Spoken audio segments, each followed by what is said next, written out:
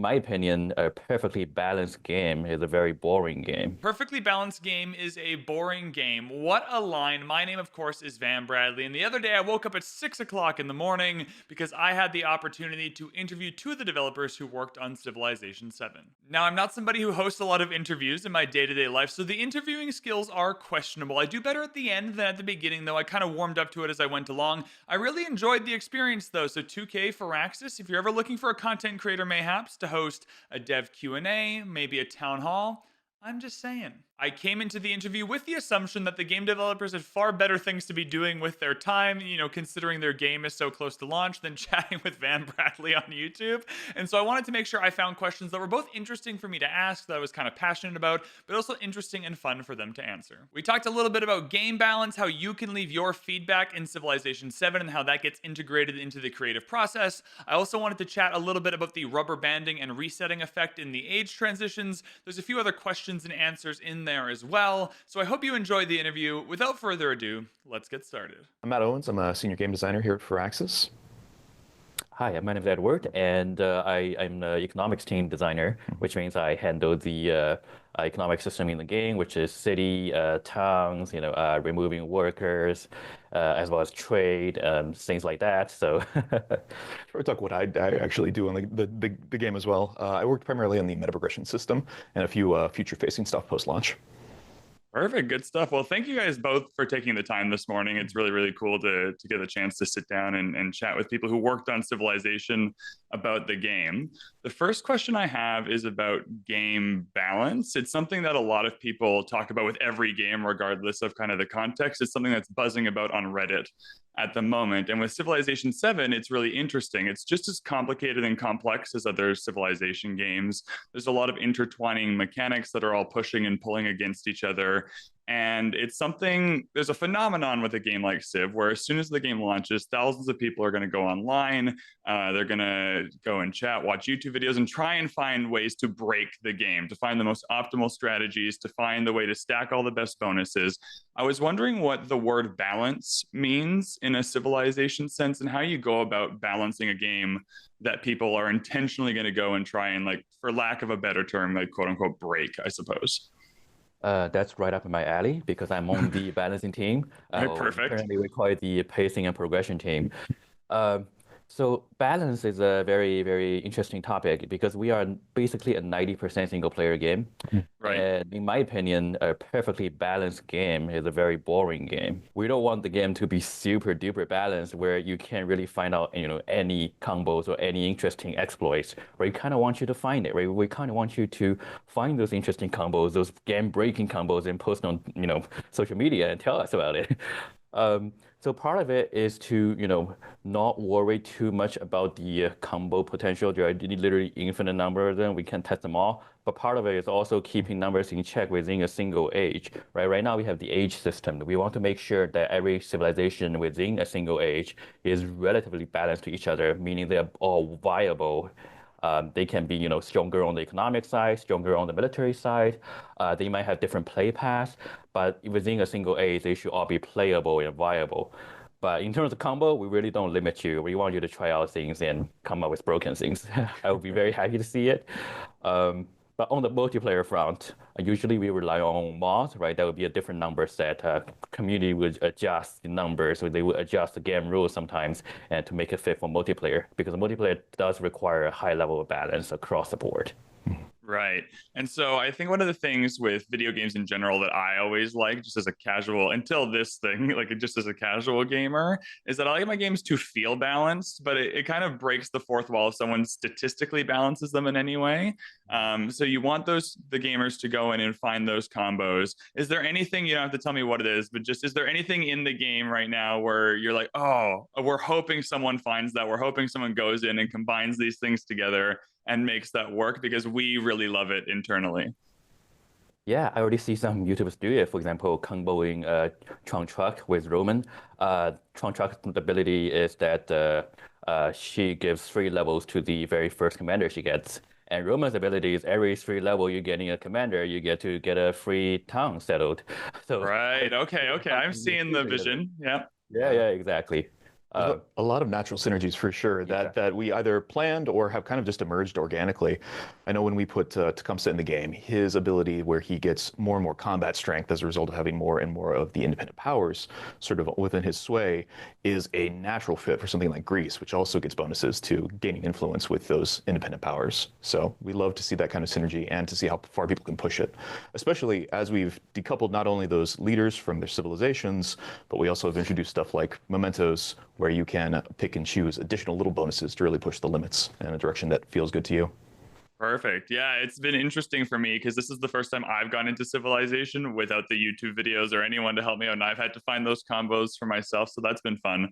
Mementos is a great way to kind of guide me into my next question, which is about something new in Civilization 7. There's a lot of new mechanics. We're not going to be able to talk about them all. This wouldn't have been at the top of my list, but it was the one that had the most impact on me when I first played that I found to be the most, in a very positive way, but certainly the most jarring. Like, oh, I'm playing a new Civilization game that has not existed before this one. That has to do with the age transitions. The transitions were very well publicized. They were in all kinds of live streams. There's a dev diary on them. But one of the things I wasn't quite aware of was just how jarring it would be to go through one and have your empire, so to speak, reset. If I was ahead in a game, I was staying ahead. If I was behind, I was staying behind. But there's a lot of mechanics, and it's, again, for a lack of a better term, that seem to rubber band, that seem to really pull everyone towards the middle a little bit, to give everyone a fresh start in a new age. It struck me when I was playing as something that must be extraordinarily difficult to fine tune and to workshop and to design. And I was just wondering, how did you go about designing which parts of the game you want to stay consistent, commanders with promotions, for example, kind of stay age through age, or which parts you wanted to change, kind of moving everyone's cities back to towns, except for the capital. I'm really fascinated to hear about how you went about that.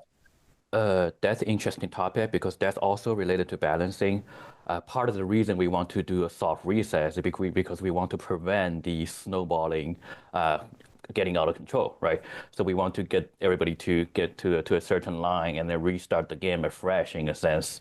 But we don't want to do it too much. At one point, we reset almost everything.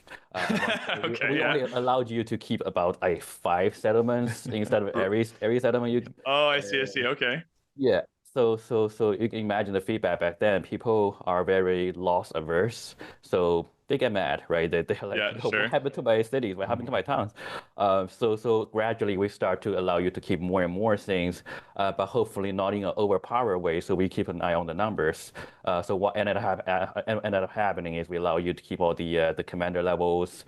We allow you to keep the total number of cities and towns, but we would revert most of them into towns, right? We allow you to keep a lot of the population on the cities, but the specialists, they lose their adjacency bonus because all the buildings lose their adjacency effects during the next stage. So we kind of tune down the numbers in a way that's more invisible to the player, so you don't feel as bad. As Right. far as the process goes, I mean, like Edward was saying, it was just a lot of iteration. It was one of those things that we knew we had to get right. We had to really dial in on.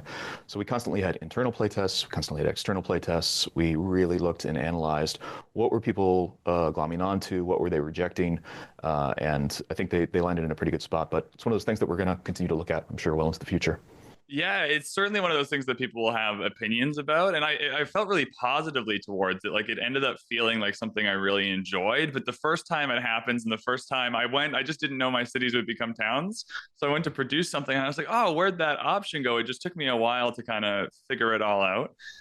The next question I have is kind of more of a zoomed out view on Civilization 7. I guess just for the audience, if you're seeing me for the first time, my real life job goes through the creative process on all kinds of scales with a team of people. And one of the things I like to do with my team when we start designing what we design, not video games, but is to find what we want people to feel. I always find that when designing something, if you know what you're expecting or hoping people will feel with the design, it's kind of a good North Star that you can project against as you're going through the process.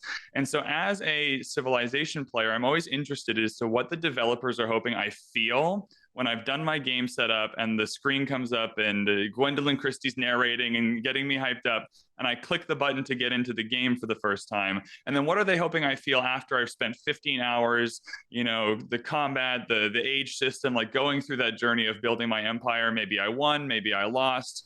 But the feeling at the beginning and the end of a game of Civilization is something that does fascinate me just because of the commitment involved in playing a game. So I was wondering if you had any thoughts or opinions on that. Absolutely. It's a great question. I think that we're pretty lucky in a lot of ways working on Civilization 7, right? Because we have a lot of our North Star sort of established for us in terms of we need to still feel like a Civ game at the end of the day. Right.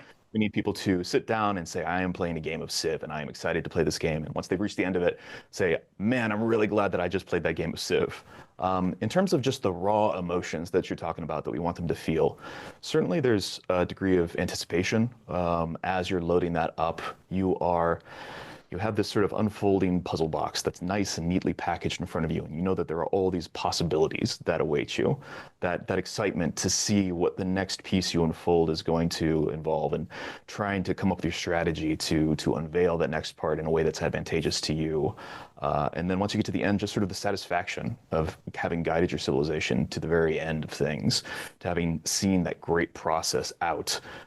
It needs to feel, suitably epic. It needs to feel suitably like you have withstood the test of time at our different measure points.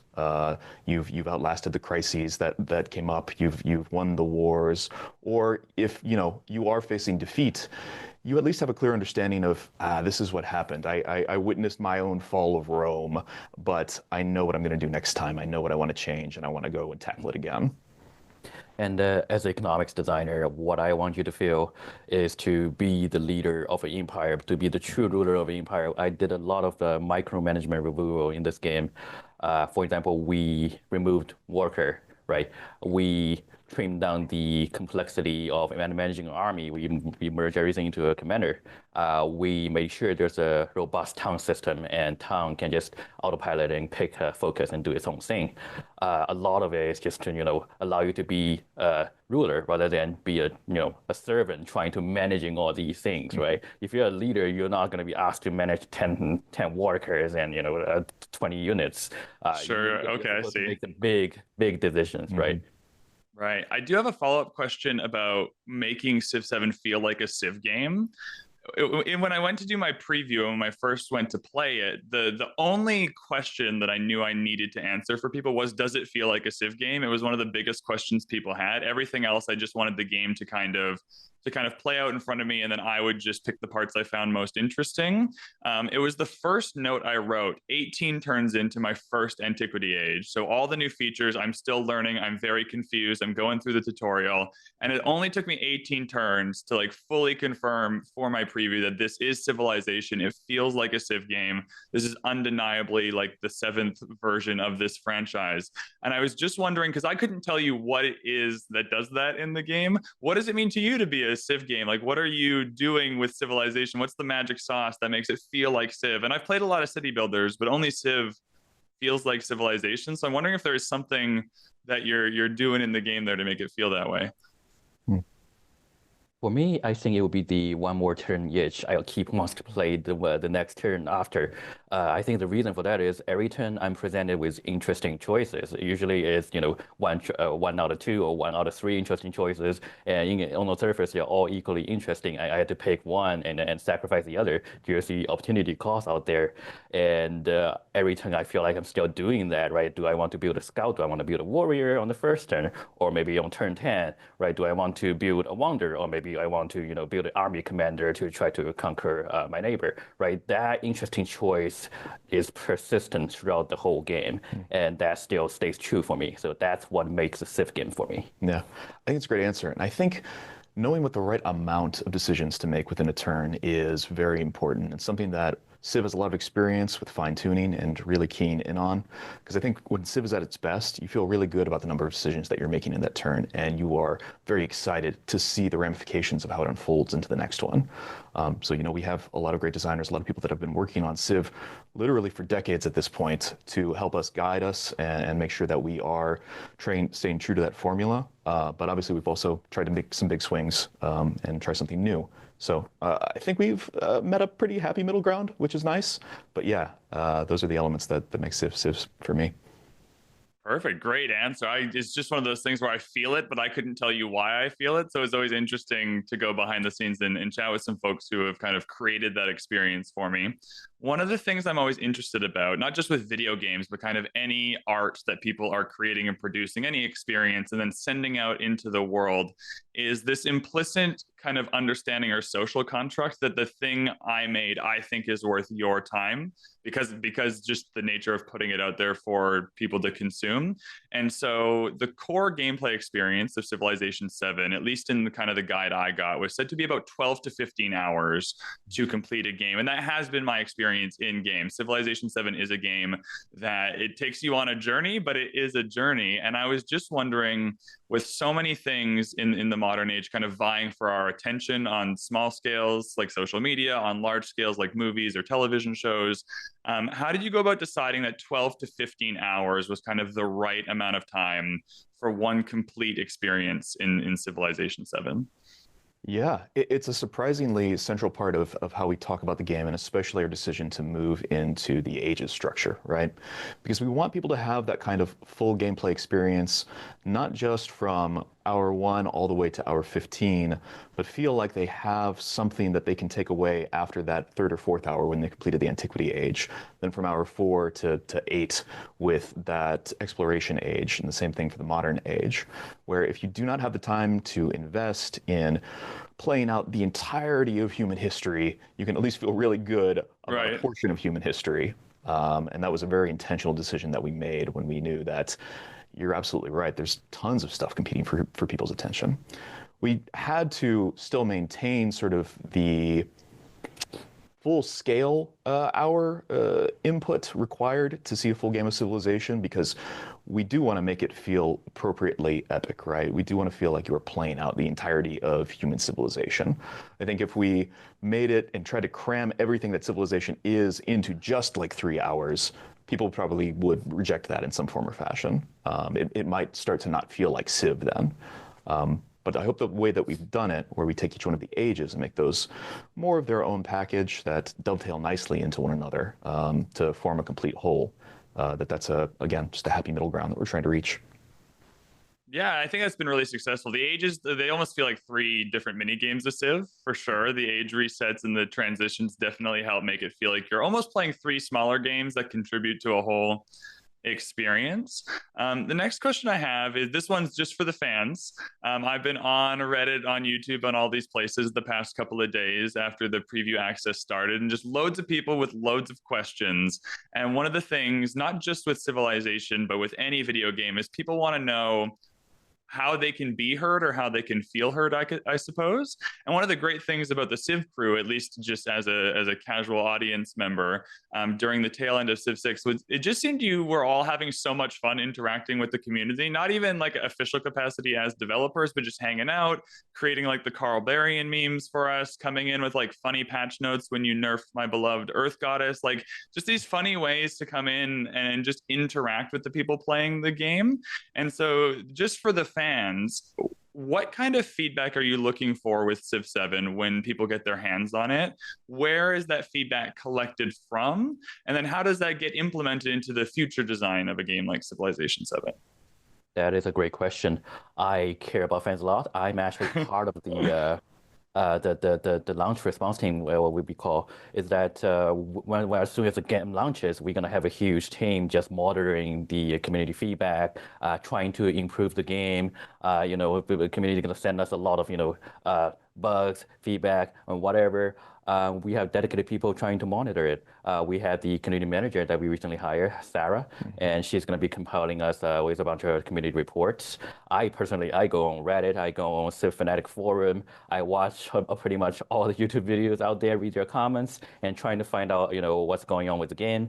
And additionally, we also have telemetry support, so we can see players' data in real time, what they are doing, what narrative choice they are picking, what units they are building, so I can balance off data. So it's a multifaceted approach, right? I personally just, take a look at things all over the internet, while there's also a team behind me trying to support me with data and facts, so we can balance around, the feedback that's actually going to be data. So yeah, be on the lookout for a lot of, improvements as soon as the game launches. Yeah, definitely. And it's a constant rolling process, right? We're absolutely out there with all of our eyes and ears on multiple different sources, like Edward was saying. But it is one of those things where it takes a little bit of time for us to really parse through and figure out what is the problem behind the emotion that we're seeing sometimes. What do we actually need to address in order for people to feel fully resolved in an issue that they're seeing? And then just how do we get it out there in a time frame that makes sense for us? So we're looking at these different time windows. We know that there's some stuff that we're going to continue to improve as the game goes live, but we are listening. I guess this is definitely the message. Perfect. So fans of the game are good to just keep posting on Reddit, keep commenting on YouTube videos, keep doing what they're already doing, and you've got the team out there looking out for that kind of stuff. Oh yeah, we will read it. Perfect. The last question I had actually was about the team. I feel like when people consume these experiences that people worked hard on, video games, movies, television shows, oftentimes the people who worked hard on it behind the scenes kind of get left behind, and it's just about how you felt going through the experience, which in some ways makes a lot of sense. But in the case where I get to chat with you for a few minutes, I just wanted to ask about it. On the Civilization 7 team, I'm assuming, and you've already slightly referenced it, there are people who've been working on Civilization for decades. This is not their first Civ game. They've been working really hard on this for a while. I'm assuming there's probably somebody as well. This might be their first Civilization game. It might be the first game they've ever worked on, period. And spending so many years building this experience, I suppose, must mark a really cool achievement personally, professionally, but the relationship almost immediately changes. You're working on it internally and feeling a certain way about it, and then all of a sudden the whole world is consuming it and kind of judging what you've worked on. It must feel really crazy to make that switch. I was just wondering, how's the team feeling going into launch? How are you all doing? We're really close to launch now, and so I just wanted to do a little check-in on the devs, see how you're all doing. I appreciate that. Edward and I have both been in the industry for a little while, but I believe this is both of ours first Civilization game that we've actually worked on. To me, it is certainly a little surreal. It's a franchise that I grew up with, something that I played for most of my life. Sid Meier and even Ed Beach are kind of these legendary mythological figures that when I saw them in person for the first time, I was like, oh my God, they're human beings. They're real. They're here. Yeah. This is incredible. So to be a part of this and all the excitement that's surrounding it is still like a little bit of this is actually happening. I can't really believe it sometimes. There's definitely that also very tense knot in your stomach where it's like, okay, I've heard some positive things so far, but the game isn't out yet. I really hope that people enjoy it. I really hope they have a good time with it. I know that I'm really proud of everything that we put into the game, but you never quite know until it is out there and people are starting to really go over it with a fine-tooth comb, like you're saying. Yeah, exactly. It feels like turning a final project for your school, right? And now you're just waiting for the judgment from your professor, right? The final score is gonna be there eventually, but you don't know what it is yet. Yeah. But I will say, with all the previews and I think all the community sentiment that I've seen so far, it has been really reassuring. I think that the Civ community is very unique in terms of they really are very considerate. They're very willing to look at the changes that we're making and listen to the justifications, and they grok onto it fast, man. It's been really fantastic to see a lot of the positive sentiment going into it, a willingness to embrace some of these changes and give them a shot. You guys are the most civilized community out there. Yeah. Stay civilized. Perfect. I suppose the last thing I want to end with then is you've worked on Civilization for a very long time now. Assuming you can talk about it, what is your favorite aspect of the game just personally? Like you really love it, you play through, like, oh, this part of the game really, really does it for me. I can't wait for fans to get their hands on it. For me, I think we play a multiplayer session quite often within Office, and there is one particularly legacy pass that I'm very fond of, which is the Treasure Fleet, which is an Islamic legacy passing exploration age, and it's just so epic having everybody battling over the treasure fleet and seeing that treasure fleet flip over and over again to different people. Naval battle is just such a amazing feeling in this generation, and I hope you guys get to experience treasure fleet in a multiplayer game, and you'll see what I'm talking about. Perfect. For me, it's probably, I'm definitely a player who enjoys doing my little city builder, just growing my little empire, playing a lot more defensively. So what I love about what we've done in Civilization 7 is some of the diplomacy options that allow you to add war support and use your influence to make yourself more powerful on a diplomatic stage that also contributes to your ability to defend yourself in war. I love that it isn't just moving units around a map, which is certainly fun in its own ways, but there's multiple ways that you can approach the defense or aggression of your empire. Perfect. Well, thank you both so much for taking the time this morning. I certainly appreciate it. I've had a very, very positive and wonderful experience with Civilization 7 so far. So I'm excited for people to get their hands on it as well. But yeah, thank you so much for taking the time. And I hope this has been as fun for you as it has been for me. Absolutely. Thank Absolutely. you. Thank you so much. Thanks again, of course, to 2K and Firaxis and everybody who helped organize this. I had so much fun. And again, I'm sure the game developers had better things to be doing with their time than chatting with me. So I really appreciate this opportunity. I hope you enjoyed it as well. If you did, feel free to hit the like button, the subscribe button, leave a comment, all the normal things us YouTubers ask you to do. It really helps for our engagement to grow the channel, especially with the Civ 7 release coming so soon and more content kind of coming down the pipeline for me. Thank you so much for watching. I hope you enjoyed the interview, and we'll see you in the next one.